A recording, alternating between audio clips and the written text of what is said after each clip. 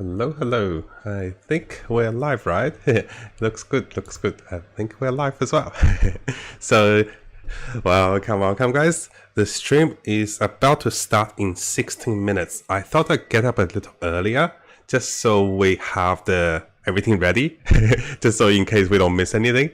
So what's happening is, currently it is 3:40 a.m. in Australia time. I got up at 4 a.m. just to watch the live stream.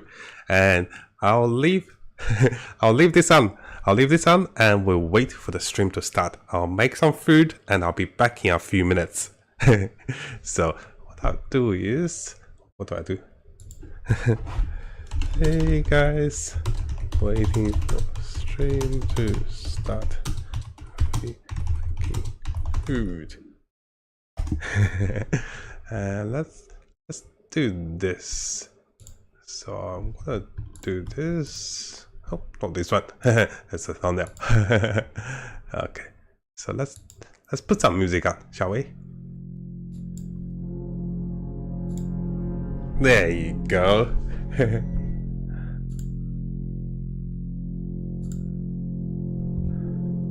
Okay, looks good. I'll be right back here. I'll make some food.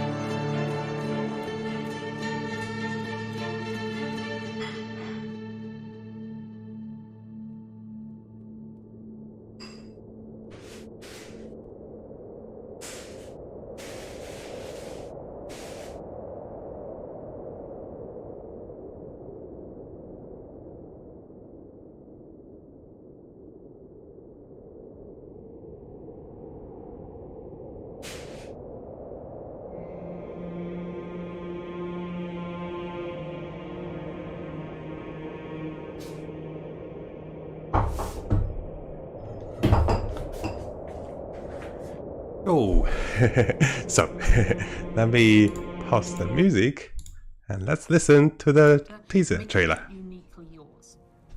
Similar to the Paragon board. Well, come guys. It's an in-game system that holds the aspects related to the character. You are able to So complete a dungeon. it is and not roll ready against yet. certain aspects. So currently we're waiting for 5 more minutes to be ready. I got some food and this is the It's really special. pre-teaser of the actual live stream. So let me get some water and let's get ready. Every part of Sanctuary is fulfilling and satisfying. Dungeons in particular are really close to my heart. Nightmare dungeons are going to give the players the opportunity to experience a dungeon that they might have already experienced in their past playthroughs. They'll enter the dungeon with a found sigil that alters the playstyle and the intensity of the dungeon. They're more difficult and they have additional objectives, and then they also have affixes, which add a degree of difficulty for you and your group to work through. One of my favorite affixes that you can find in Nightmare Dungeons is actually called Hellgate. Occasionally, these portals will open up throughout the area that will just pour out different monsters that aren't native to that region for you to also be dealing with while you're trying to handle everything else inside the dungeon. There's over 120 dungeons to play through and find in Diablo 4. Let me think everything looks okay. Any one of them can become a nightmare dungeon by finding a nightmare sigil and then using it to activate the nightmare version of that dungeon space. Everything's a little darker, everything's more So, difficult. hey guys, welcome. Thank you so much for joining me. And apologies for being so unprepared for the live stream, right? Activities in Diablo So 4. just in case you guys are wondering, this is the pre-stream. They haven't started yet, so we're still waiting for the stream to come live on the Twitch. And in case you guys were wondering why I'm so not prepared, is because currently it is 4 AM Australian time, and I got up about like 10 minutes ago to prepare for food, just so I don't get starved to death. I need some food in this early in the morning. And I think they will announce Diablo 4 endgame beta. I don't think they will announce that, to be honest. They have said that on Twitch, but I don't think that's the case. So, yeah, let's see how it goes. I'll take the way the pin message. I'll be a little silly, right? And okay, looks okay.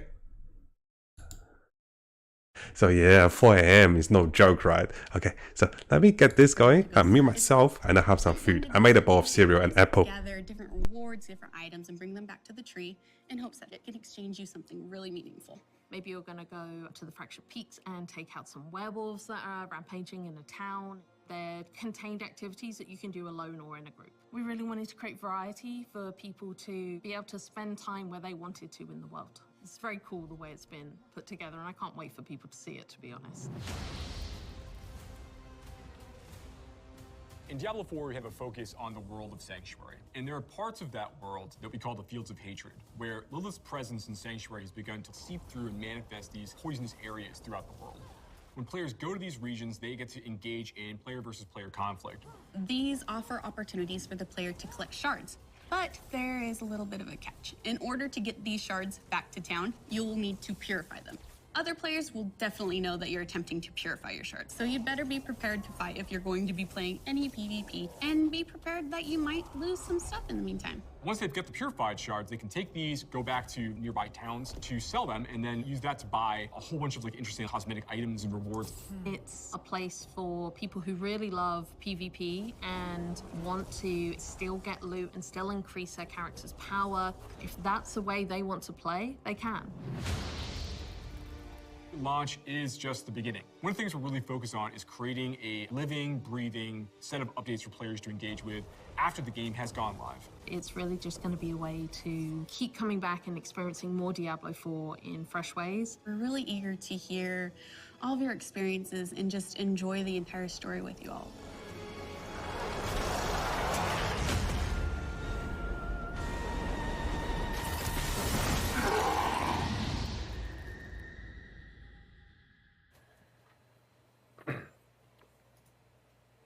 Hey folks, this is Riker, and welcome to the next Diablo 4 developer live stream update. We I'm starting? your co-host. I'm a YouTube content creator and professional Diablo fan. And I want to thank the Diablo team for having me here today. We're going to be diving into some juicy topics, and we have with us some folks who will take us through those. We have with us... Hi, I'm Joe Shelley. I'm the game director for Diablo 4, and for folks watching us here and keeping an eye on chat. Please keep an eye on the cameras. If they start spinning end over end, you know we had a bad problem and we're not going to space today. Fair. Okay, I'm Joseph Pipora. I'm the Associate Game Director for Diablo 4. And I'm Adam Fletcher. I'm the Associate Director of Community for the Diablo franchise. So we have a lot to talk about today. We have Riker here. Thank you again, Riker, for joining us to be our host for this actual live stream itself.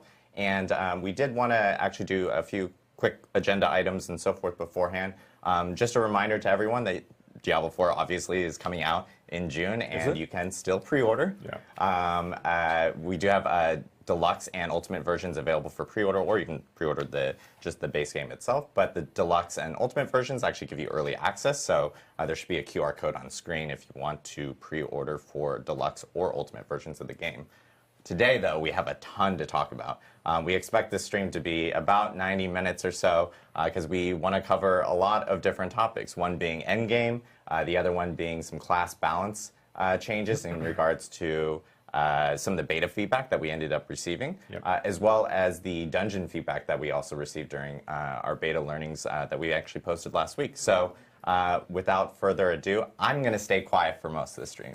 You'll see me more towards the end, but I will pass it off to Riker to kind of start. I'll be on Twitter the whole time. He's very busy. Yes, I'm looking at chat. Yeah. Yes, I'll be looking at chat because we will be doing Q&A afterwards. True. But I will pass it off to Riker because obviously, Riker, you've had quite a journey in getting down here, and of course, over the past week, you've been able to play the latest builds of Diablo 4, and we'd love to get your take and kind of hear, like, how was it?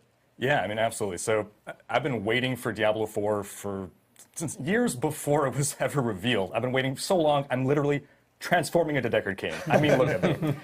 So yeah, when you reached out for the chance to come to the offices, play the latest build, then getting to come here, getting to experience it, getting to talk to some awesome people who gave me awesome insight into the build, into the systems, and get to play with decked out characters, endgame builds, seeing all the synergies coming together with the items, the Paragon boards and everything.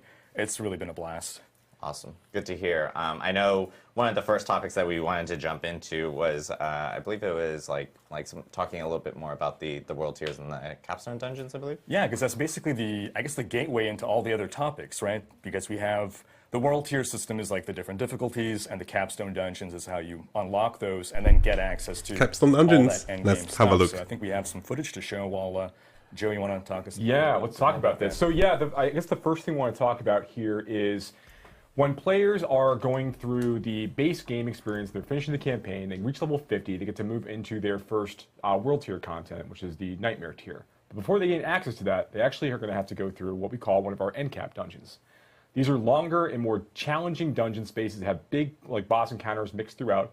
They kind of serve as like milestones your players are expected to pass in order to gain access to that next world tier. Now, Riker, when you were playing, you had a chance to actually check out your It's a first, druid. endcap Look dungeon at that. as part of the test. Like, what was your Okay, done with my early breakfast. Yeah, so the first endcap dungeon, all right. I was one of those guys who was saying veteran difficulty is too easy, crank it up. So endcap dungeon, I think the first one, it's recommended level 50. I was level 45, thought I was a hotshot, went in there. It was a humbling experience. That's how I discovered that, yeah, if you die enough times, you got to go back to town to repair your gear. So hardcore players beware. I had to learn like boss mechanics, study, adjust my build, This and druid eventually skin looks put nice. my tail between my legs, go power up a bit more before trying it again. But then conquering it felt like a really great achievement. Very satisfying. He should have won. He should not have won really for the spaces companion that druid players ride. want to go and like try to farm and try to get a lot of things out of it. It's more these are milestones, gates for players to pass in order to gain access to that Nightmare tier. Once the players actually get into this next world tier 3, they're going to get access to a few new features. We're going to talk about a number of them today. So you'll start to see that areas of the world are going to be affected by the Helltide system. You're going to get access to Nightmare dungeons. You're going to start to see unique items begin to drop in different parts of the game. And then you're going to start to see sacred and ancestral items also begin to appear in World Tiers 3, and then particularly in 4. And also, in addition to those things, the world, of course, is becoming more dangerous as the players step into Nightmare and Torment tiers, World Tiers 3 and 4 respectively. Monsters can do more damage. They are going to be more aggressive. There's a number of changes. Joe, do you have any thoughts on like some of the changes that we made to monsters in World Tiers? Yeah. You know, one of the things I love about the Capstone dungeons functioning as unlocks. Let me know how the volume is, guys, world if everything sounds okay. is that you've got this, the general gameplay loop of getting more powerful, optimizing your build, getting more gear, and then you have something that you're testing yourself against. And then when you defeat that, you move into this entirely new world tier with all of the additional like systems and mechanics and features that unlock. So you're really moving into a place where new stuff is happening. You're unlocking new cool stuff. Yeah, enemies are more aggressive, they're more accurate, they're faster, they're moving more quickly. You start to deal with champion creatures, which are just more powerful minions that can show up in your elites. It's 4 a.m. in certain ways. That's right. It's yeah, 4 a.m. Okay, I increase the volume, I reduce my volume. Monsters should be a little have better now. certain cooldowns between their attacks. They have logic Okay, for thank how you, they guys. do targeting. They have projectiles. Some projectiles have seeking, True, yeah. so they It's can 4 home a.m. to some extent. And they have some logic about how they group up and how they decide which people to target.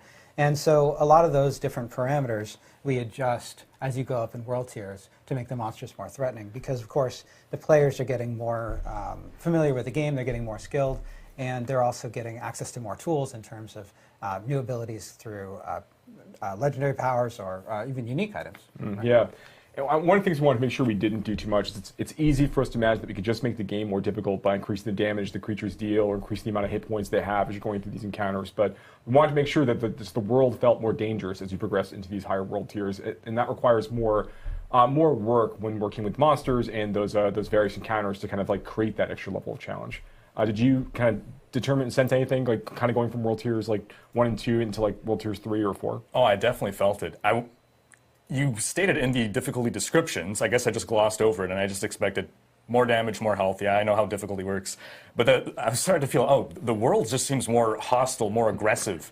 And that's when I realized, there's a lot more at play in the increased difficulty here than just bigger numbers, which is nice. There's one more thing I want to talk about with regards to world tiers as well. I'm very excited about this talk in general. I've been waiting to have a lot of these conversations and with the audience, they can kind of convey some of the more interesting depth and complexities associated with some of the systems. So in world tiers, you gain access to two new sets of itemization tiers. In world tier 3, you gain access to sacred items, maybe will appear for you. And then world tier 4, you gain access to ancestral items that could be to drop for players as they're going through those spaces. Now, with the players leveling up from 1 to 50, the items that you're getting from monsters that you're killing are going to be the power is going to be based on their strength and level. So if you are, you're playing in the beta and you're killing level 35 monsters for whatever reason, and you're going to be getting slightly more powerful gear as a result of that because the monsters are more challenging and they're going to be dropping better gear for you. But once you have reached level 50, and that basically that flow means that as you're leveling up and you're fighting more challenging things, you're going to continue to like slowly upgrade all of your gear over time. You'll find a ring here, and a helmet there, a pair of gloves. That's great. That's how we want you to kind of like get exposed to itemization systems as you're progressing through initially in the game. But once you get into World Tier 3, things change a little bit. So items that drop you have a chance to be sacred. Not every item in World Tier 3 is sacred by default. The higher the level of the creature that you're fighting, the more likely the chances that items dropped from that creature will be sacred in nature, or also based on the kind of content you're completing.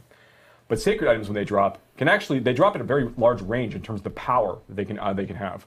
So you could get into World Tier 3, you could kill a pack of elites in your first dungeon in World Tier 3 at level 50. And you can get an item out of that group. Maybe it's a rare item that drops up from that group that is powerful enough that could serve a level 70 character. So the sacred item tier basically is going to have gear in it that goes from level 50 all the way up to level 70 in terms of like the power swing there.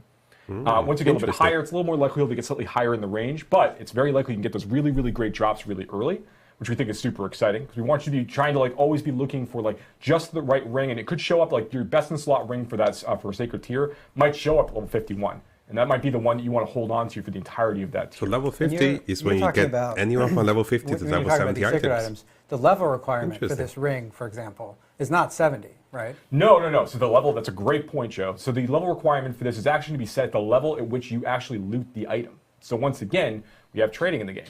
If you are level 50 and you get a really, really great ring drop, that's going to be good for not quite your build, but like maybe you're playing a bleed barbarian. And this is really, really good for like a berserk build or like a big fury build.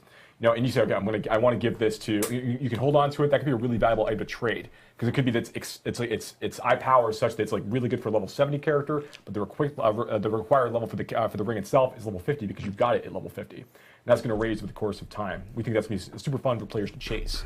And there's more of that as you get into the ancestral tier, but that's not all. I think the next thing we're talking about is actually legendary and unique items. Ooh. So, all right.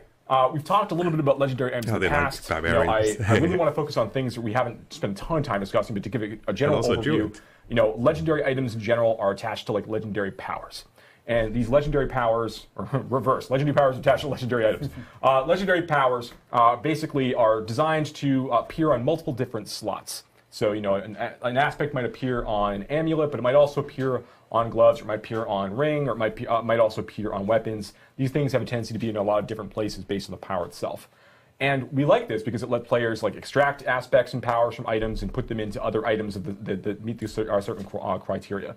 It's fun because we want players to go and be chasing certain fantasies. It helps them kind of like hone in on certain kinds of builds and gets them excited about the potential of like kind of taking all these different Legos and kind of putting them together. Can I say Legos on stream? Yes. Legendaries, yeah. Legendaries is what I'm talking about. So once you get all of these legendaries together and you put them together, that's gonna be really, really fun. So that's part of the fantasy we think of legendary items. Did you actually get a chance when you're going through 1 to 50? There's only a certain number of these that are actually available. But when you get into World Tiers 3 and 4, more legendary powers are available. Did you get a chance to see any like new legendary powers as you were playing? Oh yeah, I mean, I definitely got to see a variety of legendary powers. I got a certain number of drops. Drop rates didn't feel out of control, but you guys gave me some pre-made characters as well that were decked out with builds, and I saw lots of cool synergistic powers that came together to really make a build flow well. And I think my favorite power was probably on actually a unique item, and it was for the druid that made your werewolf form your true form. Mm-hmm. So I know a lot of people have been saying, hey, can I just be a werewolf all the time? Yep. Yes. Yes, you can. Yeah, that's the next step, right? So unique items. So unique items only begin to appear when players enter the Nightmare tier. So once you're in World Tier 3, there's a low chance that some of the game's unique items will begin to appear for players as they're progressing. Oh, this is the helmet. Guys, this is the helmet. And they're very, very This rare. is the helmet. These Plus are 4. huge chase items and opportunities here. Big Some of them are really ancestral important for helmet. build making. Some open up a whole different build paths and Big. opportunities for players to go and pursue. These are things that are designed to be really exciting, like what you suggested This is there. the When you rogue one. have This that is experience good. trying to gather the werewolf, the ability to stay in werewolf form effectively forever with that druid unique. Really, really cool stuff. And there's more of these unlock over the course of your level progression as well. I think I saw Shaco earlier there in the list of unique items. That's correct. Shaco does make a return, and there's lots of opportunities for us to basically kind of pay homage to items that came in previous versions of Diablo, previous entries in the series. You'll see a number of different items make returns. Items like Grandfather, Shaco, obviously. You'll see a few familiar, and then a few familiar favorites, and then more over the course of the game's live development.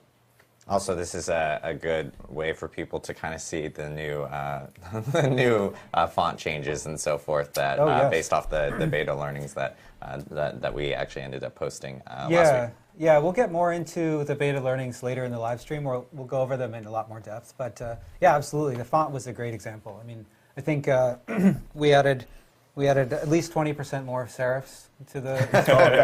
More serifs. Significantly more serif, yeah. But no, seriously, people pointed out that the font, while highly readable, and we spent a lot of time font thinking adjustment. about how the game is going to display on all kinds of different screens, different aspect ratios, TVs, right? And so we want the font to be highly readable in all of those situations. I don't want to scroll down. But it didn't feel as much like Diablo as it could have, and so we went back and looked for a font that was still highly readable, but had more of a Diablo thing. And it's just a great example of players pointing something out and us being able to react to it. What's the next thing we want to talk about, Riker? What do you think? Well, so we have all these legendary items. One semi-deterministic way to farm for them, Helltide. It's an activity where, well, I guess you can dive into how exactly you can target farm specific item slots to hunt for specific unique items. And it's going to be one of the main endgame activities that we'll be partaking in, right? Yeah, absolutely. So as I mentioned before, once the player gains access to Nightmare Torment tier, they are going to Nightmare tier. They're going to start they're going to start seeing some of these new activities. One of them, which is Helltide. Helltide is basically going to be the situation where as you're running in through the world of Sanctuary, the sky turns red, blood begins to fall from the sky, new monsters begin to appear, everything is more challenging, new events are going to start showing up, and importantly, as you're killing creatures when you're within one of these Helltide areas, you're going to be getting what we call cinders. It's this new currency players are able to collect while they're specifically within these spaces. And this is great because you get to take these cinders, and as you're wandering through the overworld, you might be running on near other players. You might be like helping them do events together. Everyone's getting their own cinders as they go. You'll be looking for these Helltide caches you can see here. And these are great to your point about being able to target farm for certain kinds of items. So every one of the caches in the Helltide zone is actually tied to an item slot.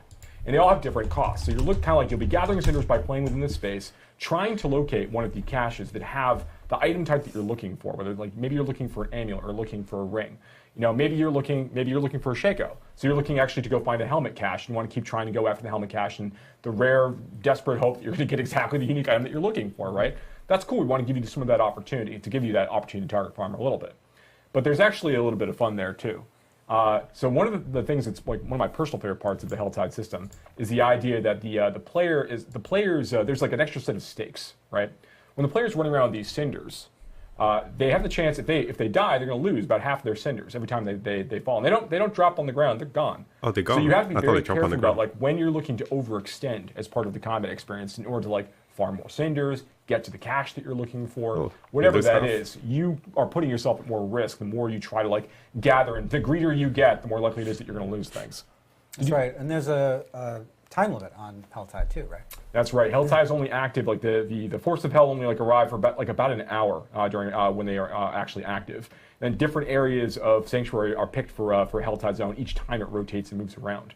So you need to make good use of your power. And if you leave a Helltide Zone, those cinders are gone. You have to spend them. So if you see that the clock is ticking down, you're getting 5 or 4 or 3 minutes away from the end of the Helltide, you got to find yourself a cache to kind of deposit those things. Yeah, absolutely. My experience, I first jumped into a Helltide event with, I think, 23 minutes left on the clock.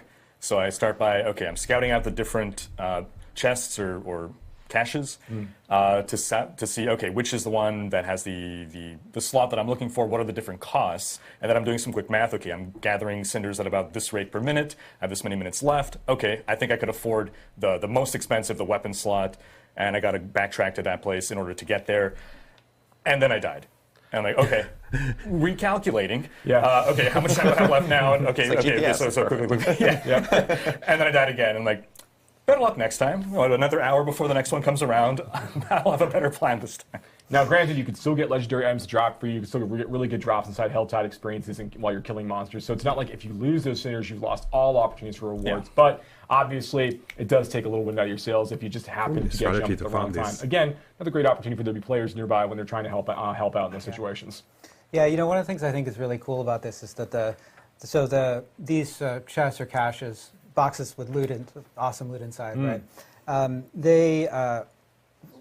Each time a Helltide appears, they're in different locations, That's right? right. So you have to go and find them, as Riker was saying. But for the duration of that Helltide, they're in fixed places. So, when you go into the Helltide area, it's useful to scout out and see where the caches are for the item slots that you're interested in. And then you can, mentally remember, okay, here I want to farm around here. I'm asking for going to come PvP. back here. I'm going to get this item or whatever. And one thing I want to call out here, you saw This one way. of the caches on the screen earlier, in some of our video that we captured for it. Now we did capture that with the UI off, so you can't see the icon above it, but there is an icon that says, in here there are boots. That's correct, So you yeah. will know before you open that cache what's in it. And I mean, that's not all. I mean, there's other risks and dangers inherent in Helltide areas. This is an opportunity for you to fight some different bosses. Again, like I mentioned before, there are different events and things that actually are going to be showing up. And of course, we can't really have such a wonderful experience as Helltide without our baby boy, the Butcher, showing up occasionally and causing Butcher. serious mayhem and mischief in the overworld of Sanctuary. So lots of really fun things happen inside these Helltide areas over the course of the player's experience. And it's also an opportunity to farm a special crafting material, right?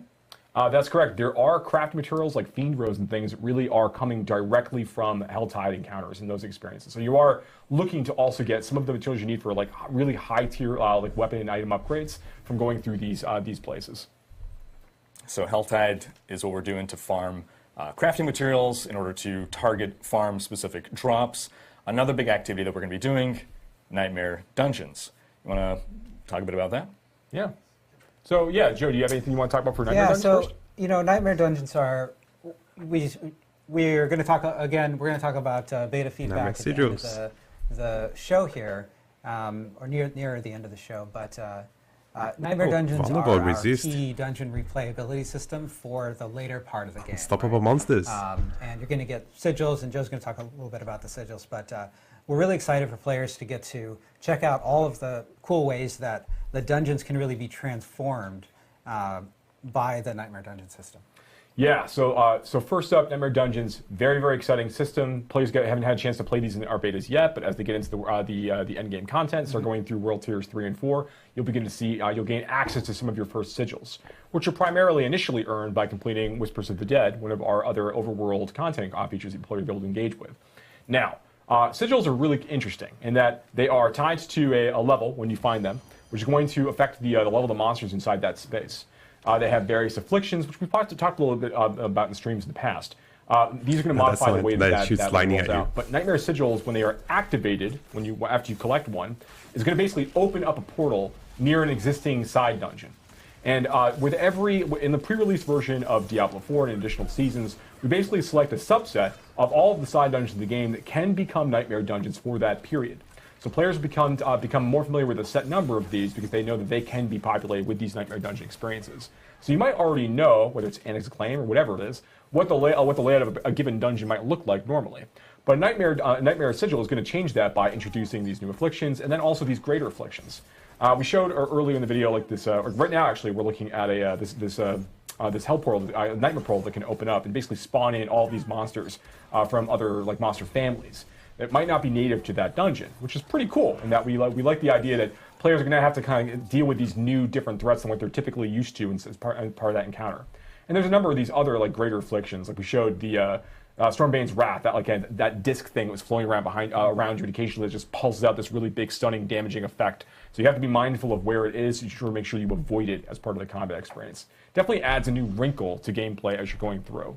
And we add more of these afflictions as the player continues to level up and they get to go deeper and deeper into the Nightmare Sigil system, unlocking higher level sigils and dealing with more and more dangerous threats over the course of time. Okay. And this is a really great place, not only just to earn experience and really push your build and make sure that you're strong enough to tackle these sorts of challenges, but you'll also be able to. These are really great places to farm for sacred and ancestral items in particular, and these are the places that you're going to be upgrading your Paragon glyphs. We'll be talking more about the Paragon system right now. So, in that, this is an opportunity to show the actual upgrade glyph screen. I just noticed, hey, look, it's actually up right now. What timing?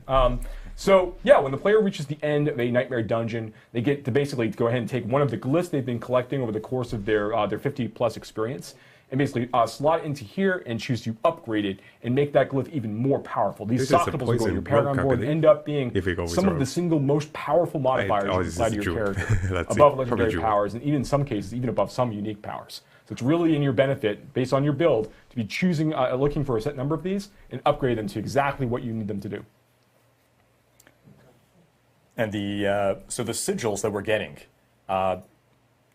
what I noticed is that if you get some afflictions that you don't particularly care about, we have the ability to salvage some in order to craft sigils of our own, right? I think it's a 4-to-1 ratio, is that right? Yeah, just about. So you'll be able to get a lot of these different sigils by going through Nightmare Dungeons, completing Whispers, and through other content. If you're finding sigils that you don't really want or don't really want to run, because maybe we're going to have enemies inside are going to do additional lightning damage, but you don't have a lot of lightning resistance in your build. Maybe you want to go ahead and salvage that back to the occultist, take that down to sigil dust, and use that to basically make new random sigils to go ahead and run with. This is ways for players to kind of push themselves a little further. They'll unlock higher level sigils they can craft through the system over the course of time. And it's another way to kind of reutilize some of the sigils you might not be as interested in running from time to time. Yeah, one thing I liked about the afflictions was it was making me make choices during the gameplay. Two that I can speak to, the nightmare gates that we were just showcasing. Let's say I'm in the middle of fighting an elite and I'm almost taking him down. I see that nightmare portal opening and I'm like, okay, should I take care of that before it starts spawning more monsters, or do I finish this fight first? I'm forced to make a decision, and I got to live with the consequences. If I think, maybe I should take him down, and then the fight becomes more challenging, and nope, I should have taken care of that gate first. Another one is, I forget the name, but it's some kind of blood cyst that starts to grow, and then if you just don't touch it, it eventually explodes in a huge area. Yeah. And it's either, okay, destroy it before it does that, or get the heck away as fast as possible, again, making choices, and it's like, okay, I think I thought I had time to get away. Then I got crowd controlled, and then boom, one shot. So I like how it changes the dungeon experience depending on which of these afflictions that you get. Yeah, absolutely. And there's death counts in some of these as well. As time goes on, you get into the deeper ones. Where you got to be careful. You can't choose to just throw yourselves at these things. And if you're making mistakes, you have to really evaluate carefully how you're progressing. Yeah. Sure, yeah. That's true. So yeah, you got a chance to play through some of those. So yeah, Nightmare Dungeon is very exciting, and they'll go up beyond level 100 as well. Actually, so this is a content type that you can actually fight up to creatures up to level 150. Actually, as part of the experience, based on how far you're able to push yourself as time goes on. So really excited about how far players can go with that. All right, now you're talking about glyphs and the Paragon system, so let's talk more about those Paragon boards. Oh, let's do it. Okay, Paragon boards. So we've talked a bit about Paragon in the past. You know, we've shown picture of the board just like this, and we've shown you things like, hey, look, like here's normal node. And this is a way that you're going to earn like 5 willpower. You know, but that's not all this board is about. You know, there's a lot of other complexity and things to deal with in here. So there are basically 4 types of nodes to kind of like quickly reprise some of this information. The first, of course, is normal nodes. Then we have what you show here is magic nodes. These are different affixes that you can collect over the course of time. Usually they're like a little bit more difficult to find a direct like version of on items. So like something like this, for example, crackling energy damage. So there's that's a sorceress, so like a lightning spec sorceress ability or passive effectively, where she'll occasionally be crackling out damage to nearby targets. You can now boost that by finding this particular magic node, which kind of might eventually unlock other builds for you to kind of go and chase after. But then there are rare nodes, which is on the next slide. And here, okay, so there's some information here. Rare nodes have a pretty powerful effect right off the bat. You know, but then on top of that, there's this bonus effect down below that you can sort of see. Where on this one, it is, That's a really good 60% damage to elites. If you reach a certain amount of dexterity for your character. So the point here is that like rare nodes on their own, of which there's about 10 or more per board, rare nodes are already pretty powerful generically. But then on top of that, if you were able to hit these thresholds for the stat requirements for these rare nodes, that is going to make them very, very potent for you indeed. And when you're looking at the board, these are some of the most critical things you'd be thinking about when you're plotting your path through each board. Which of course, there are a number of boards available for you at launch. And then when you're able to rotate them, you'll have to choose how you want to progress through rare nodes, whether you want to engage with the legendary nodes or not. This is a really important thing. Yeah. One other bit about this, just because it's easy for me to forget about, is that when you're going from Paragon board to Paragon board, like in the first board, this might be the cost. But then when you're looking at the second board that you're progressing through, those requirements are actually going to go up. So it's not in your interest to go like run from board to board, just unlock as many of these as you can directly through that way. You need to spend a little bit of time into the board and pick the ones that you really want, because the next board that you unlock to get more rare nodes of different types, those will be a little more expensive to unlock those bonus effects. The thing I think is really that's interesting about these is when so this is the way that I look at the board, right? When I open a Paragon board, the first thing I do is go and look at the nearest rare nodes to me, to where I'm starting, right? And then I look at the requirements for those bonuses, and then I start looking at the normal nodes on the way. I'm like, oh, okay, well, I'm pretty close to the dexterity required here through my gear. Are there some dexterity nodes that I could hit on the way here that would take me over it? And how much do I care about that particular bonus? And then I'm comparing it to the other ones, and I'm thinking about that. So the normal nodes actually become sort of a path that you're trying to take to turn on these bonuses. Absolutely, and that's not all. There's one more node type as well, and then we're going to get back to normal nodes in just a second. So then we have our legendary nodes. So every one of the boards for each of the classes has a legendary node somewhere on it, and these are really, really powerful. Powers good. Like you'd expect. They are a legendary power, effectively unique to the Paragon board system for that class and for whatever the particular board is trying to convey its overall build type. So these are really, really powerful things to go and collect, but they're actually not the most powerful thing. This is just an additional, extra powerful affix you can kind of apply to your character, but you kind of do this in concert with other things that you're looking for, like I mentioned, the rare nodes. And I also talked before about glyphs, and we're going to talk about that next. So when you basically, as you're going through the board, there are going to be these sockets that you can unlock. And the sockets are going to be sitting adjacent to a number of other regular nodes. Now, the way that glyphs work is that you're going to put them into one of these sockets, and they are going to be affecting nearby nodes and also fueled by other nearby nodes. So if you hit certain thresholds inside some of the glyphs, you're also going to unlock powerful bonuses. They're going to always also affect nearby nodes at the same time. And as I mentioned before, glyphs can be leveled up pretty high. They continue to grow the radius of the affected nodes as you level up through certain tiers. So it means they can affect larger and larger areas. And the boards are not symmetrical in nature as you're progressing through. Because the player can rotate their board and choose which gate they actually want to enter from, you have to like kind of choose from board to board where are the sockets on this board. Are they near the stats I really want for this glyph? Because this glyph is going to be fueled by dexterity nodes within range of the glyph effect, and it's going to do additional critical strike damage, whatever it's going to do for me as a result. That's a really, really important choice to make, and because all of the boards have different configurations, different socket locations, and different things near those sockets, you have a lot of interesting decisions to make about like where you actually want to invest your time. And how does it matter? Like how does it feel to do this relative to the rare nodes you might need on that board from a different board instead? Like fun decisions for players to make as they're going through. We want ultimately to feel like the Paragon board system allows for like two incinerate, focus, burn type sorceresses to feel like they've got very different paths to the Paragon board, different decisions to make, even if all of their skill choices are identical.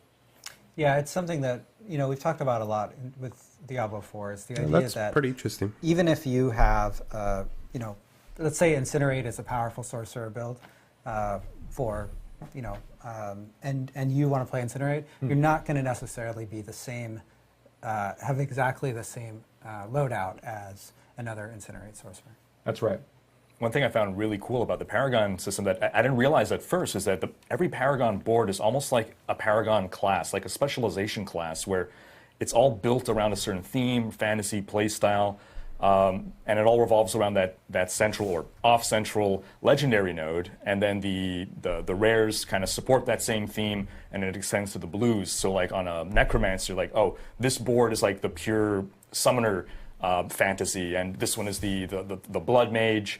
And looking at it that way really like made it very cool for me to be able to explore. Okay, I can merge these two together. I'm going to go like bone and blood, and just further, explore and dive into that specialization. Yeah.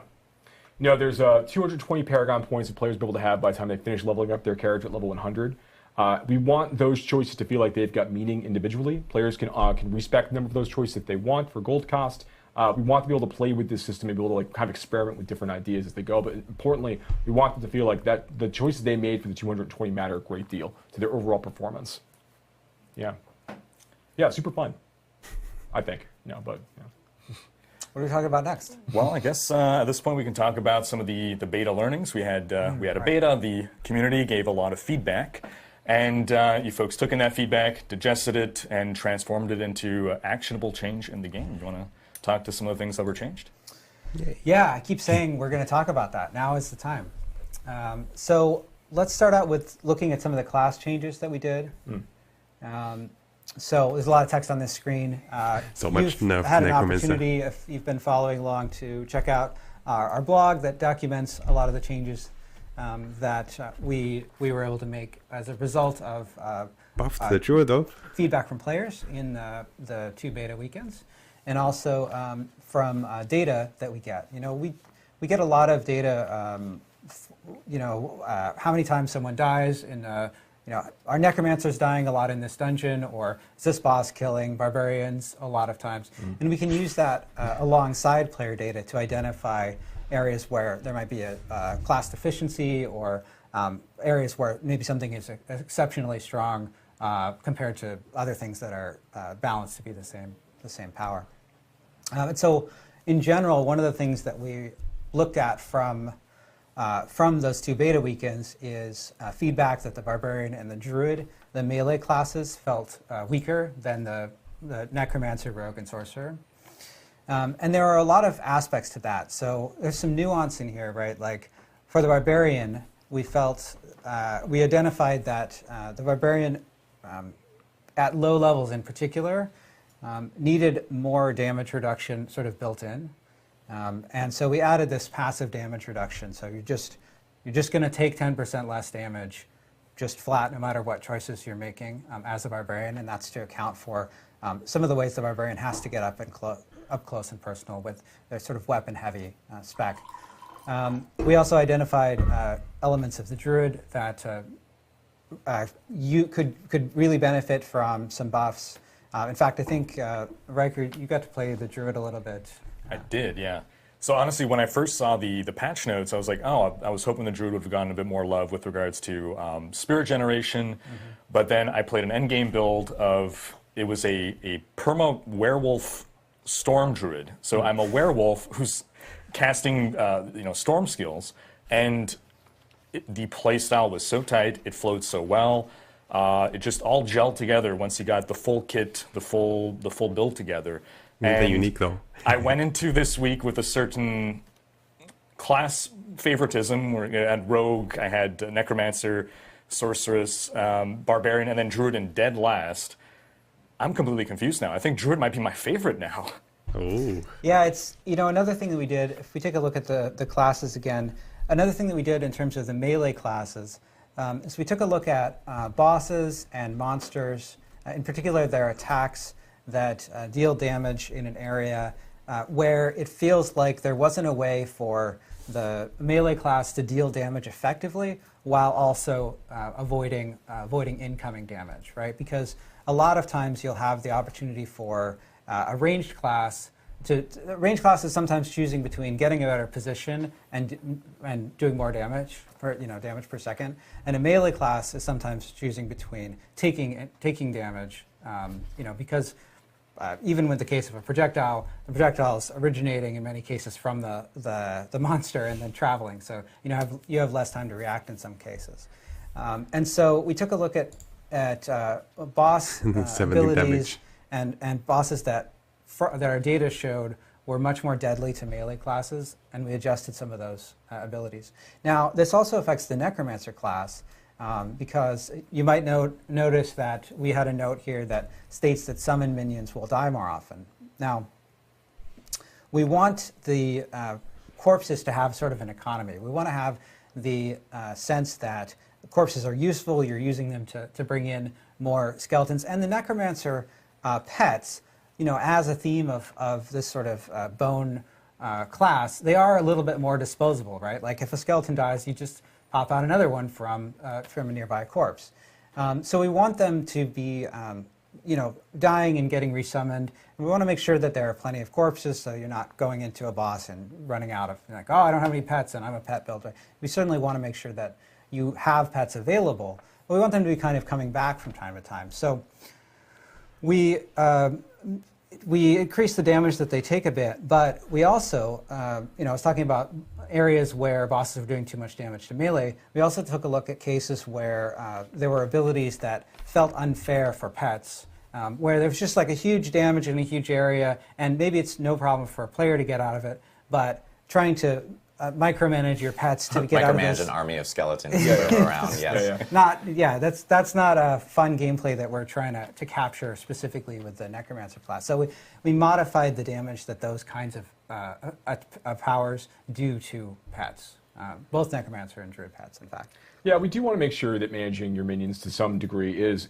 part of the mastery of playing a Necromancer, and that, like, when skeletons go down, you need to accommodate that and make sure that you have corpses that you've been generating or keeping on hold for some of these situations. We feel that is definitely part of the fantasy of the Necromancer class is needing to resummon, to your point, these kind of disposable soldiers that are supposed to be helping you. Mm-hmm. So we want to make sure that continues to hold true, but not to a point where like an army necro can't go fight bosses. That's obviously not what we're trying to build with any of these changes, of course. We just want to make sure that the Necromancer does get a chance to engage with those parts of the mechanics. Now another... I did get to play the Summoner Necro, and I was summoning my minions regularly, so it was something that was a continuous part of the gameplay, but I never found myself in a position where, I'm out of minions, I'm out of corpses, so the corpse generation rate it felt good. I'll admit that passive minions is not my favorite playstyle. I would love the ability to direct them, but for what you intended to accomplish, I felt you did. Yeah, so, one of the other areas of feedback, we have a note here that says, that might be a little bit confusing. It says we reviewed the class skills to confirm that there were good options to get out of control impairing effects. In many cases, what we mean is unstoppable, which is the effect in Diablo 4 that clears all control impairing effects, crowd control effects, and makes you immune to them for the duration of that effect. So the classes are designed so that every class is intended to have access to a good set of options to clear crowd control, so that there is an interaction here between, monsters are doing crowd control and I have options to remove it, but I need to think about those options. And we saw feedback during the beta that at early levels, some classes felt like they didn't have enough options there.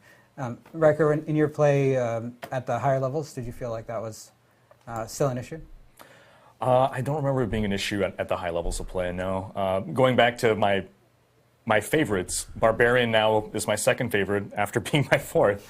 Again, yeah, the melee playstyle I felt gelled really well with a high-level Barbarian. It all came together. I didn't feel I was being punished for being in melee.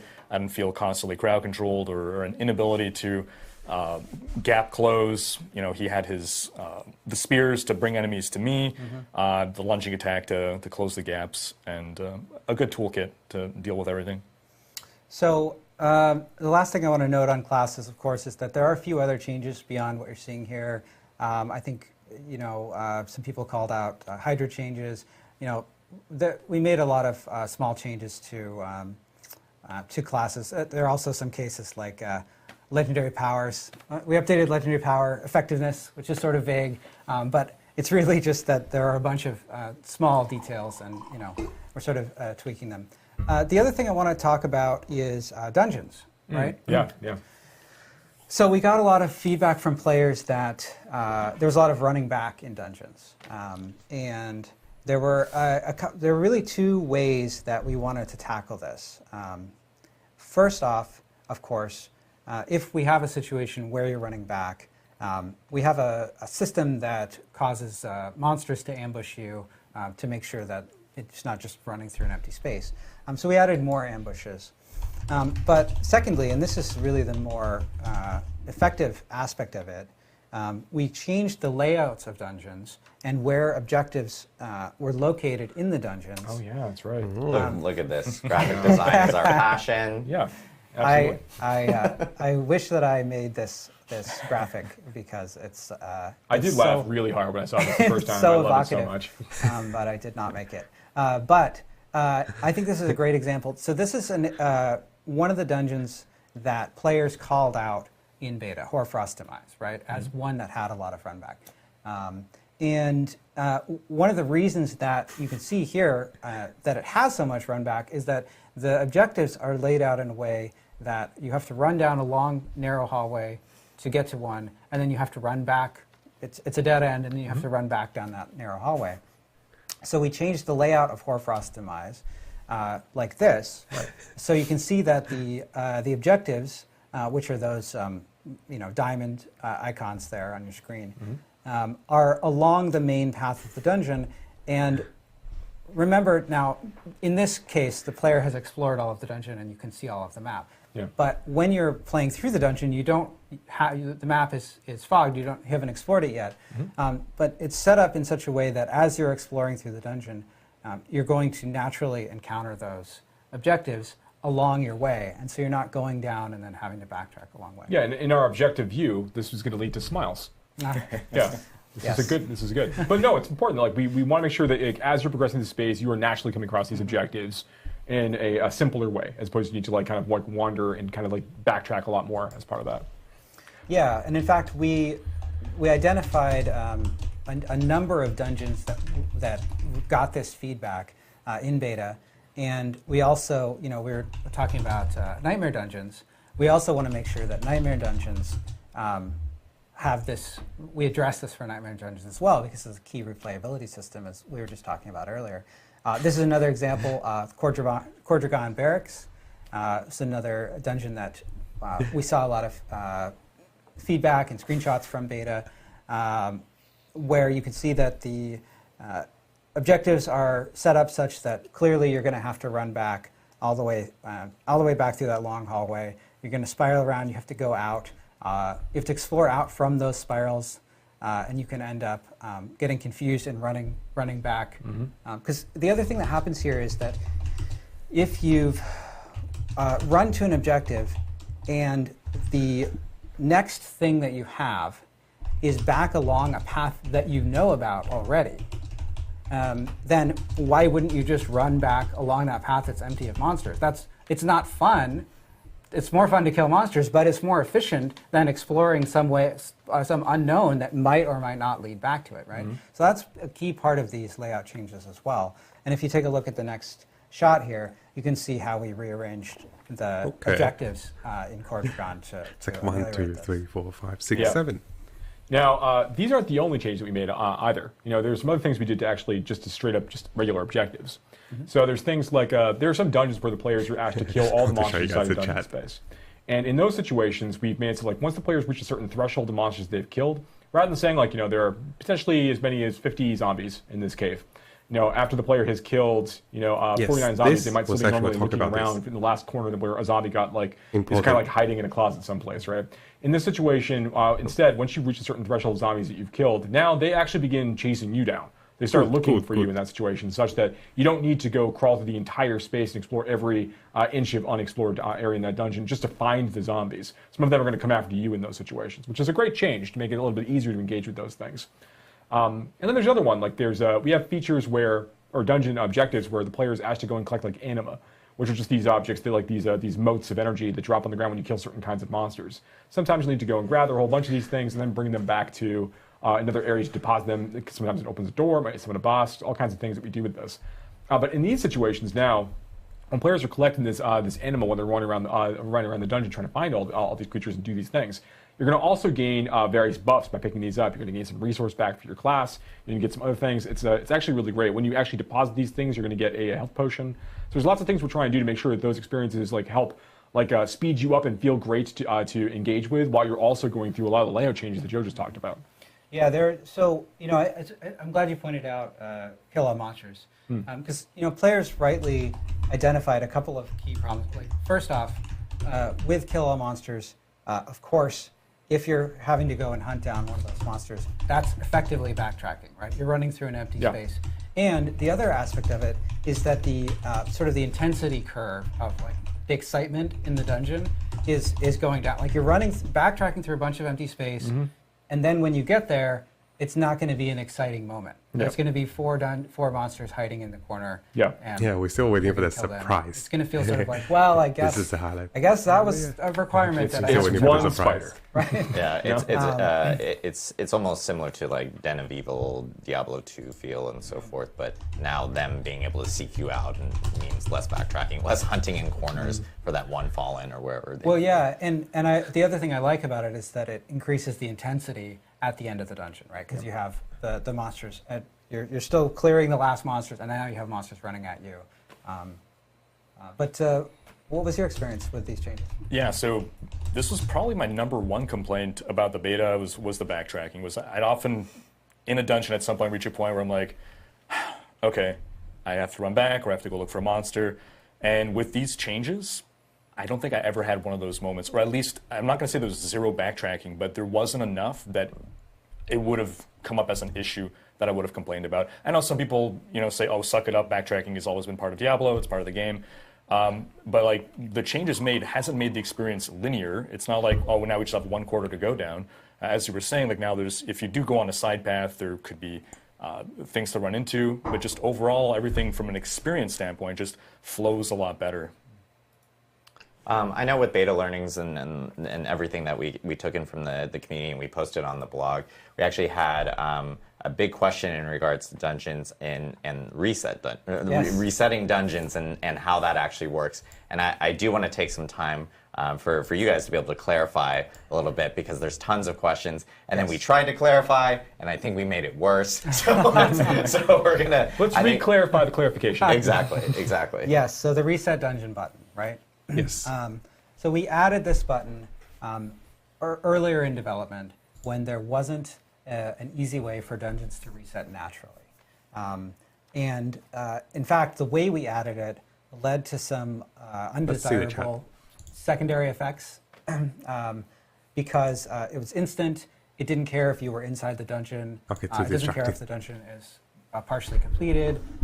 If you're a hardcore character and you're in danger, you can just press it and presto, you're all good. And since we initially added this button, the amount of time for dungeons to reset organically, we've been working with our online team and we've been making changes to, over the course of development, like how Town Portal works, how dungeon reset work. And so the way that it works today, if you are outside the dungeon, and if everyone from your party is outside the dungeon, so if you're alone, just you, and there are no town portals open in the dungeon, then the dungeon will naturally reset over a period of about 60 seconds, about 30 seconds of matchmaking and Okay. 30 seconds of 30, 60 seconds auto or reset. if it's partially completed, like maybe you got halfway through and you're like, you know what, I have to do something else. I'm going to go, kill a world boss, or, I want to do something else now. Then it'll take a little bit longer to reset. It takes about 150 seconds, but it'll still reset naturally pretty quickly. So about 3 And minutes.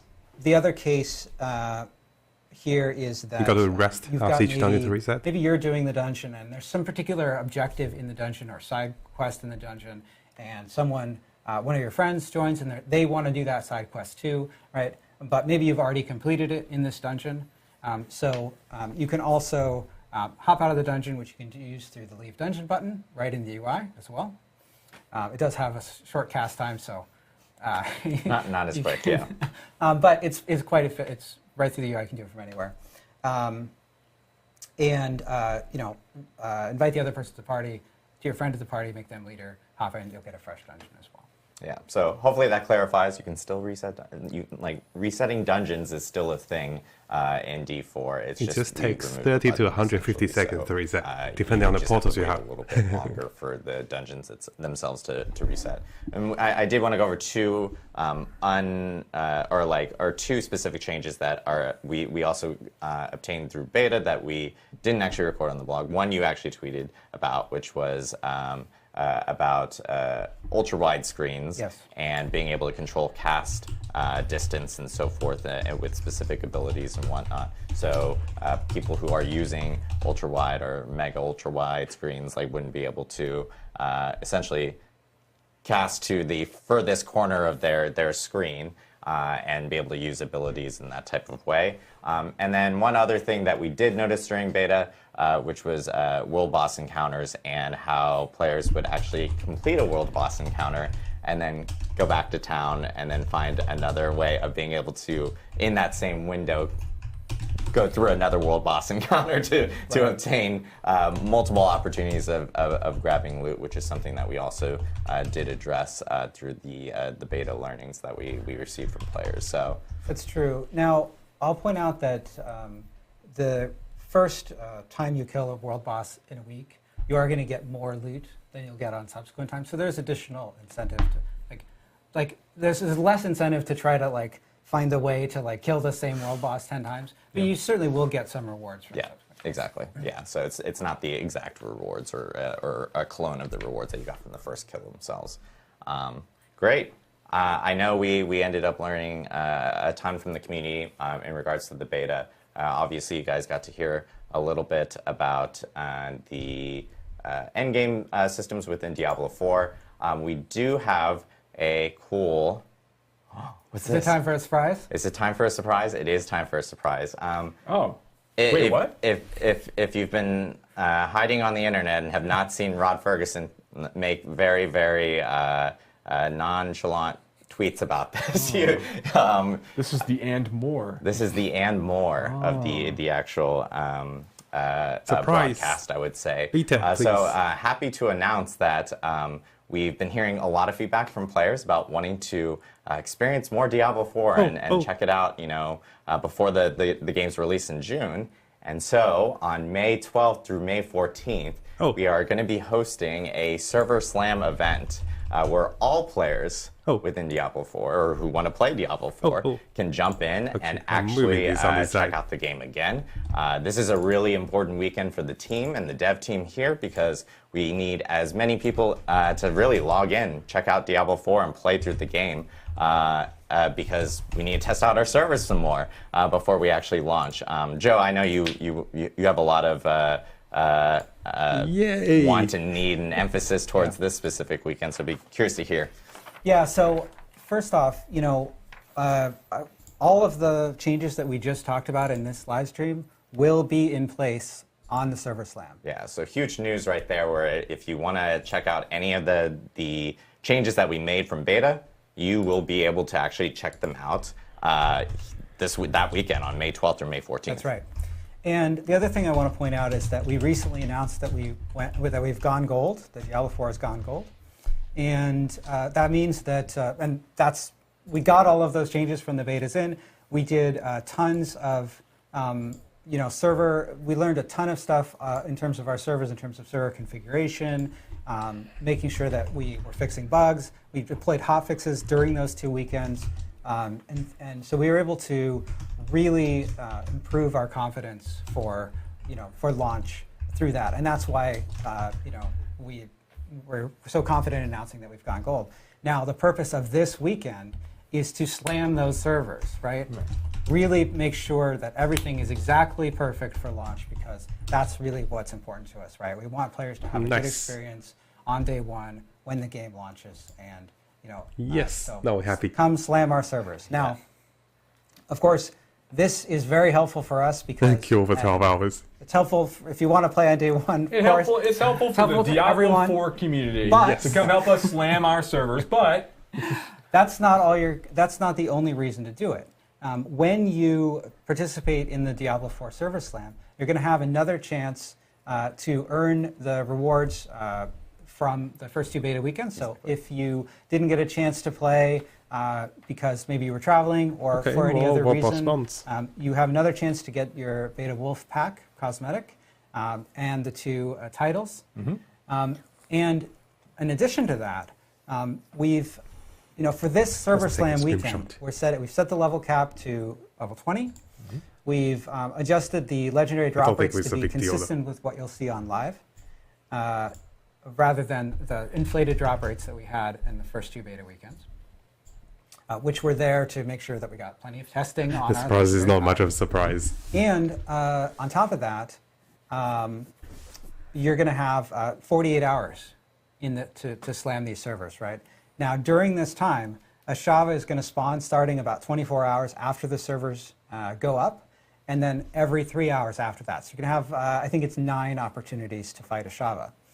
Now, if you get to level 20 and you kill a Shava while you are level 20, so max level in this test, in this period of time. What level is it though? 20. It's 20. So you got to be level 20. Yeah. To get don't show up in the Shava at level 5 and think you're going to get this. Yeah, expect you'll get the reward. But what you're going to get is this Cry of a Shava mount trophy, which is exclusive to this server slam weekend.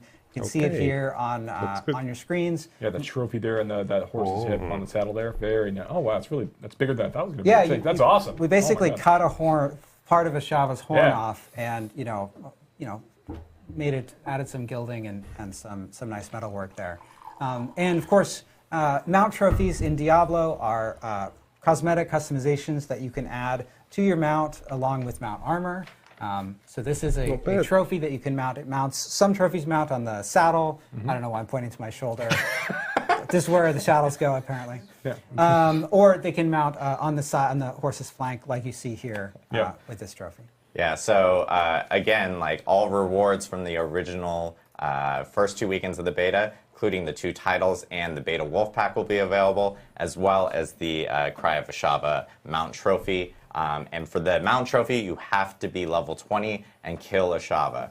Nice. All classes will be available, and you'll be able to explore Fractured Peaks again from the 2 beta weekends that we had beforehand. And of course, a Shava will be spawning much more often in this server slam weekend for players to actually jump in and obtain the rewards and really help us out, help out the team, and make sure that we have a smooth launch for Diablo 4 come June. So. Huge news for all of this. And we will have a blog that will be going either live right now or live immediately after the broadcast for players to actually read about all this information. And that will be available on Diablo4.com. So make sure to check out the blog, get all your information there, and jump in on our Server Slam weekend, March 12th through March 14th. It's another opportunity to play Diablo 4 before the launch, which is really great. And you can test all the new beta changes, which is really cool. And one other thing that I do want to note for at least PC players who are jumping into the Server Slam weekend, the team here has done some massive work on some of the PC optimization from the first 2 beta weekends. DLSS3 for NVIDIA cards will also be available for people to try out in the Server Slam weekends. or Server Slam weekend. Sorry, there's only one. I don't want to like set expectations or anything. But there's more graphic options and optimizations and so forth for PC players to check out. Yeah, looking forward to everyone really hitting the servers and really helping out with the game. We do want to jump into Q&A because we always end with Q&A. Riker actually has a bunch of questions that he was asking his own community that we will most definitely go through as well. And then we're also going to be grabbing some questions here from chat and so forth. One question that we have been seeing that has come up within the community beforehand, and we'll start off with this one, which is how long will it take us to get through the battle pass? It's a question that a lot of people in the community have been talking about over the last week and a half, and I know that we wanted to talk about it a little bit more here.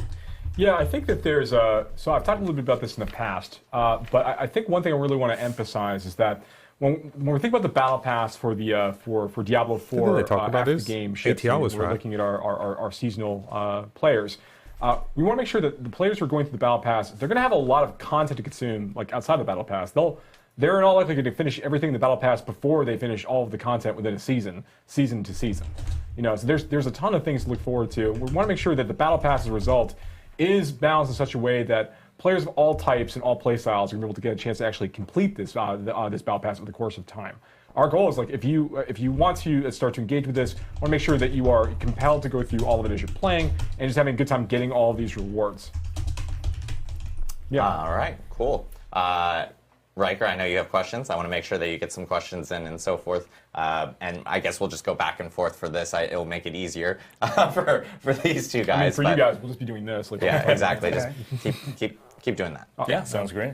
Well, so first off, something that you were, I think, touching upon earlier, and correct me if I misunderstood, but I think on the topic of Nightmare Dungeons, it sounds like every season there's going to be a rotation of 30 dungeons that can be turned into the Nightmare Dungeons. Is that right? So we want to make sure that we've got a subset of the dungeons we have in the overall game. There's over 115 or so side dungeons available in the baseline Diablo 4 experience. We want to take a subset of those each season. The exact number we're working on, we're going to think about that and think about it. But a number of those we rotate every season to make sure that we are highlighting different kinds of objectives, different sorts of layouts, different monster families, just different experiences. And we also don't want players to feel that they're going to have this where they have to be thinking about all 115 different dungeons every season, every time, with regard to this system in particular. So that is the idea, is we do want to rotate through these from season to season while we're looking to introduce other ideas. Yeah.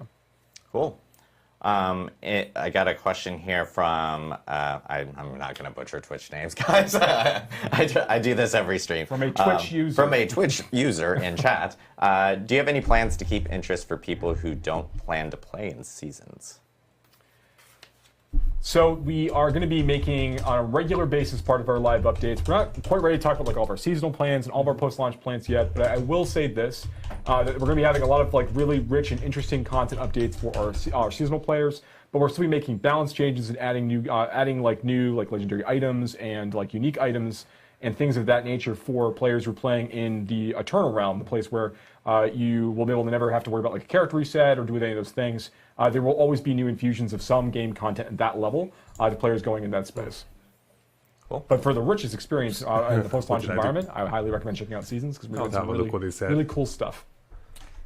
All right. So one thing that I noticed in the December press beta to the public beta was that changes were made to the skill tree. There were new passive skills and new paths made amongst the passive nodes. So I'm wondering, was the skill tree designed in such a way that you can, over the course of seasons or expansions, add new passive or active skills? Yes. So the skill tree really that we have for Diablo 4 at launch really is just the beginning for these classes. We are going to be looking for new opportunities to create more playstyles within each of the classes. We'll be adding new passives, potentially new skills in the future. These are things that we would like to do. It is likely that these kinds of updates, particularly of new passives, new nodes, new things in the skill tree, are more likely to happen as part of our our future larger expansion size updates, rather than things might be happening as part of seasons. We have lots of interesting customization options we're going to be adding as part of seasons, but they might not touch the skill tree specifically. Okay. We've been seeing this question a lot. I've been seeing it in chat as well, and there's I think some confusion in regards to Altars of Lilith, how those will work in between seasons, or will those reset? How does that specifically work? Sure. So Altar of Lilith are one of the features that players can go and collect basically in the overworld that we're going to contribute to their renown total within each of the zones. Well, and give permanent character power as well. Well, I'm going to get there. Okay. So there's two purposes really that the Altars of Lilith have. They have this larger collectible feature where you want to kind of go get all of them for the stat points that you just called out. Yeah. And then they also provide the renown. So renown is reset on a seasonal basis. So when you start a new character, your renown score goes back down to 0. You'll have to go and finish side dungeons, go do side quests, go find Altars of Lilith, go do these things in order to kind of get that renown back up to unlock all of those benefits. Now you don't need to go do all of that content in the zone to max out your renown bar. There's actually way more activities that grant renown than you actually need to complete in order to finish going through and filling up all of the renown and getting all 5 tiers of the rewards. When it comes to the stat gain, so basically to your point that you were just speaking about, Altars of Lilith also have another purpose. And that when you find one, they give you a stat boost that's supposed to apply to your character and all characters in that realm. The way that's going to work is that once you've collected that stat boost from a specific Altar of Lilith, that stat effect is going to propagate out to other characters of that game type. So basically, Hardcore is going to have its own progression for this, where it's like if you were playing a Hardcore character at launch and you go and you do all these things, those stat boosts you collect will propagate to your Hardcore characters you would make in the seasonal realm. And the same is true for players who are playing in the normal realm and playing the normal game mode. All the stat boosts they're unlocking via the Altars of Lilith will also unlock for their seasonal characters in the future, such that players don't need to go and collect every Altar of Lilith with every new season, but you do want to get some of them. They do still grant experience, and they do give you some bonus towards your boost towards your renown. But there's not the sense that you need to go and do every single one of them every single time. We want that to be a really fun experience for players to engage with it, particularly while they're exploring Sanctuary for their first couple times at most, and have that bit of fun. Otherwise, players can choose to engage with them or ignore them as they go into their seasonal playthroughs in the future. Right. So characters, if you unlock a permanent stat boost in Season 1, that will persist into Season 2. That's correct. All right. With regards to item farming, we touched upon how Helltide, you can target farm specific slots. Is there any other kind of item types where either you can only get this item in this zone, this location, or is there some greater propensity for some items to drop off certain monsters, anything like that? So we have a number of different creatures in the game that have a chance to drop particular things. World bosses, for example, have a really, really good chance to drop Scattered Prism, which is the crafting material you need in order to add sockets to items in the game. And then there are certain content types that have the chance to grant certain materials, like Fiend Rose, for example, really only shows up in Helltide areas. And the only way to raise the level of your glyph is by going through and doing Nightmare dungeons. When it comes to item farming, we also, and I've talked a little bit about this in the past, but I think it's good to remind people and also just to continue talking about it, right? Because it's a new mechanic. And that is that when you're fighting creatures of a certain monster family, like zombies or skeletons for their respective families, those monsters have a higher chance to drop certain kinds of items. It's actually a bonus chance to drop certain item types kind of happening in the background. So it's not like if an item, like for example, skeletons have a chance, they have a chance to drop crossbows, irrespective of your class. So you're playing a barbarian, which can't use crossbows as one of its weapon types, and you could be killing all these skeletons, and you might just get a crossbow drop as a result of that. That's tradable with rogues. There's other things you can do with that. But that's not taking a roll from the skeleton. It could drop everything else in addition to that crossbow. It's like an extra bonus thing that skeleton can drop. Every monster family has a few different things they drop this way. So as players are going through the experience, and particularly while they're leveling up in the campaign, they'll occasionally start saying like, oh, I'm getting like a lot of like rings from this, or I'm getting a lot of boots from this, or I'm getting a lot, and they'll realize that over time, over the course of time, that these are being dropped based on the monster families they're engaging with. So as players discover more of this, they continue to fight more monsters and start mapping some of these things out, they will uncover the right areas or the best areas potentially to farm for certain kinds of things. And that includes like unique items as well. So if you're looking for a unique crossbow, maybe it behooves you to try to fight a lot of skeletons because they have a chance to drop crossbows in addition to other things. So these are the sorts of things that like as you're diving deeper into like the hunting gameplay, the item hunting gameplay, these are things to look at. That's not the end. There's a lot more we're going to be doing as the game continues to mature and as we're going into like our post-launch period. But we'll talk about that when the time's right. Fair enough. This one is kind of tied to some of the Server Slam stuff that we just announced, which is, will there be any additional changes made to the game after the Server Slam weekend, like what was done during the beta? No, we announced that the game has gone gold.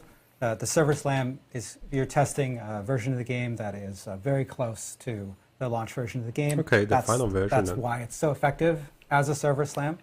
Now, of course, as a live service game, we're going to be continuing to take feedback exactly like you saw during the beta, after the game has launched, and making changes and making improvements based on data and player feedback.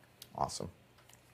All right, overlay map versus minimap. Minimap is a little map in the top right corner. Overlay is what we had in the past in D2, where you have this semi-transparency of the large-scale map over your actual gameplay. D4 does not have an overlay map. A lot of people are asking for it. What's the reason for no overlay? Yeah, so when you're playing through an action RPG and you're playing through that core loop, you're basically switching between two modes of behavior, right? You're killing monsters or you're navigating. And you're switching back and forth between those really quickly. And so it can be helpful to have that be as fast as possible so that you can I just killed those monsters. Okay, where am I going to go? Is there objective to the left or right? Right. And so the overlay map is very effective at doing that.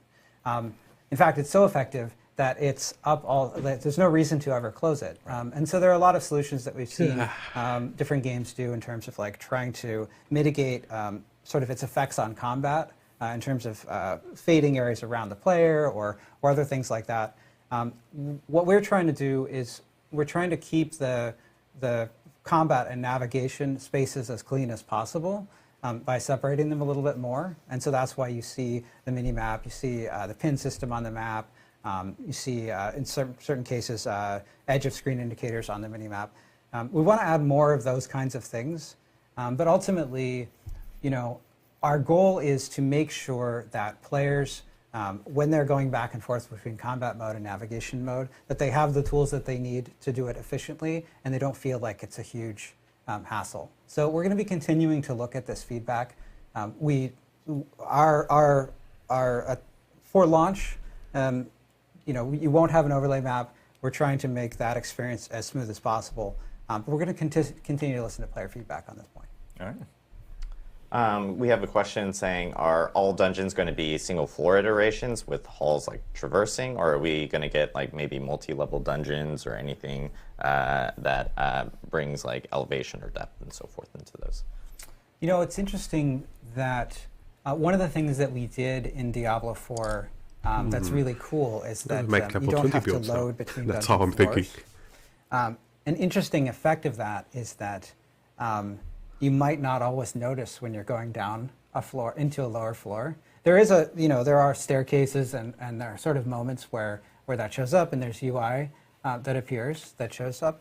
But in many cases, our dungeons do have multiple floors, and because it's so seamless, you don't always notice. Now, in terms of when you think back to Diablo 1 and adventuring down through the cathedral, and it's this very deep dungeon. Our dungeon tech can certainly do that too, and that's certainly something that could be a cool option for the future. Awesome. All right. With regards to PvP, is there any kind of instancing to separate out solo players versus groups, or are we going to see like 4-man squads ganking lonely players? Yeah, you will see 4-man squads ganking lonely players. I want to make sure I'm really clear about this. The fields of hatred that we have in Diablo 4 are not a place for honor. They're a place for slaughter. So if you go into those spaces, you need to be mindful that you are entering a chaotic realm of danger and threat. That's the fantasy. That's what we're trying to do. Now, players who go into these spaces might also be fortunate and find that there's a number of other players that are trying to peacefully farm up in various resources while they're fighting there, and not actually be interested in engaging in PvP immediately. That also is a situation you might occasionally find yourself in. Maybe you decide that you want to take advantage of them, and you show up and decide that you want to go and gank those players and take their things. Greed gets the best of us all at some point in time. But I want to make it really clear that there are things in place in terms of how we bucket players by level and things like that to ensure that you're not always going up against like really, really high level players at a very, very low level. But in terms of like, I'm walking in this space, is there any guarantee that there aren't 3 people somewhere roaming around this area looking to gank lonely people like me? The answer is there is no mechanic in place to prevent that from occurring. So you need to be mindful of that when you're walking around here. Go in there with friends or walk in and be prepared to occasionally die. especially when you immediately walk into a field of hatred. If you were to immediately get killed by other players, there's actually no real penalty for you in that case. That you haven't started to acquire any of the PvP resources in that zone yet anyway. So they have nothing to gain from killing, and you have nothing to lose as a result of that death. So, yeah, things to experiment with, but going with the right set of expectations. But there is some pseudo matchmaking to stop like level 100 players ganking level 25 players. That's correct. There is some bucketing in place to make sure that doesn't occur. I would add too that the fields of hatred are fairly large areas. Yes. So you're not. There are some tools to avoid the same group of players repeatedly killing you. There are also two fields of hatred, so you can move between fields of hatred. And there are things like elixirs that can allow you to be more evasive or get away from situations where you feel like you're at a disadvantage. There are also, when you think about the fields of hatred mechanic, you're collecting these shards of hatred, and you're refining them so that you can turn them in for rewards. The locations that you can do that, there are several locations, typically active at a time. So you can sort of do some strategizing about where there might be enemy players and where it might be safe. That's right. When an altar is being used to purify those shards of hatred into red dust, you'll actually see a notification on your map letting you know where that's actually occurring. So if you see that there's a lot of activity in the northwestern part of the zone, maybe that's a great time to sneak over to the southeastern side and try to quietly and quickly cleanse some red dust of your own. Because once it's cleansed, you can't lose it. You don't drop it. Right. Yeah. Awesome. We have a lot of questions related to like seasonal stuff and battle pass stuff. I just want to note that we actually are our next live stream in May, in early May, soon TM, will be actually focusing a little bit on our seasonal structure as well as battle pass and so forth. So we're actually going to leave those comments specifically for that. I keep looking down at the monitor and the people in production behind me keep going, Adam, what's wrong with you? That's just me. In regards to other quick questions that we do have, I'm going to just lightning off a few questions that have been coming up. These are kind of related, I would say, but one is a co-op on PC. Have we looked at doing something like that? And then separately, mouse and keyboard on console. Is that something that we've also looked into? No couch co-op on PC, no mouse and keyboard on console. There you go. Mainly because, as you guys know, PC, like the account structure on Battle.net and having two accounts at the same time on one PC is a little difficult. And then on console, right now it's just controller play. And as we get past launch and so forth, we'll look at more into feedback and everything from that end. I guess last question from me. With regards to the crafting system, can we expect that to be something that is built up to be more robust over time with regards to either seasons or, again, expansions? Oh, yes. So Diablo 4 is a game about killing monsters, collecting loot, screwing around with that loot to do fun things and make it get more performance out of it, modifying those things, looking for the right affix. Yeah, we're going to absolutely continue to be like just changing some of the crafting options, modifying them, providing new options that don't exist right now, building upon things we already have in place. You can expect to see a lot of things. Like Diablo 4 is a live service because it's a rich bed of opportunities to continue to like refine, change, update, and modify the systems we have in place right now. So yeah, you'll definitely see more crafting features over the course of time. Awesome. Last few small questions. People have been asked about ray tracing because we mentioned the NVIDIA DLSS 3 will be coming in. The ServerSlam ray tracing is coming after launch. It's something that we had talked about earlier. Let's see. This is an interesting question. If you're on your mount, can you actually pick up crafting materials and stuff like that while you're on your mount in the overworld? There are a number of simple actions you can perform when you're on your mount. I believe right now you can pick up herbs when you're mounted. Yes. Cool. I'm trying to see if we have. The chat's moving incredibly fast. A lot of people are talking about WASD movement right now. We don't have any plans for incorporating that. That's something that we may look into post-launch or whatnot from our end. Cool. I think we got a decent amount of questions in. Talked about this, the beta learnings, and of course all the information about Endgame and the ServerSlam and the ServerSlams. Ashura's ServerSlam. Yeah. Yeah. On you mentioned WASD movement. So no, Steel Movement will not be in the game at launch, but in the Server Slam, do check out the additional control customization options that we added. Yes. They are referenced on the blog, and we want to continue to add more ways to customize the control scheme in the way that you're thinking of. So something that we're thinking about for the future. Exactly. So thank you guys again, and thank you, Riker, for joining us this week. I know you've had We didn't share that much, to be honest. opportunity to play through the game quite a lot. We've just stuck him in a room. He's really just played the game a ton this week. But we really appreciate everyone tuning in for the Diablo 4 developer update live stream. Again, our next live stream will be sometime in May, early May, and we'll be talking a little bit about our season structure as well as our battle pass. Okay, And sounds good. a few other things that we did want to call out on in terms of Diablo 3. We have season 28 currently going on right now. It's an awesome season. Highly recommend checking Check it out. Yeah, check it out. if you haven't. And then of course with Diablo Immortal, they just came out with a big update about a week or two ago that added a new PvP system into the game. So make sure to check that out if you haven't as well. For Diablo 2, we do want to announce one quick thing as well, which is the Diablo 2 Season 4 Diablo 2 Season 4 will actually begin on May 4th. So we did want to get that out so people can plan their calendars, because it's always been a fun, exciting time within D2R for people to do the ladder race as they kind of get prepped for it, take time off, call off from work. We'll give you a doctor's note. It's perfect. So, but yes, thank you guys again for tuning in to the Diablo 4 developer update live stream. And we really appreciate you guys and appreciate the feedback. And thank you again, Riker. Thank you so much for joining us. Yeah, it's good to have you. Yeah. Any parting words from anyone over here? Well, Yeah, go ahead. we would like you to slam the server. Yeah, do that. Yes. Yeah. You must be level 20.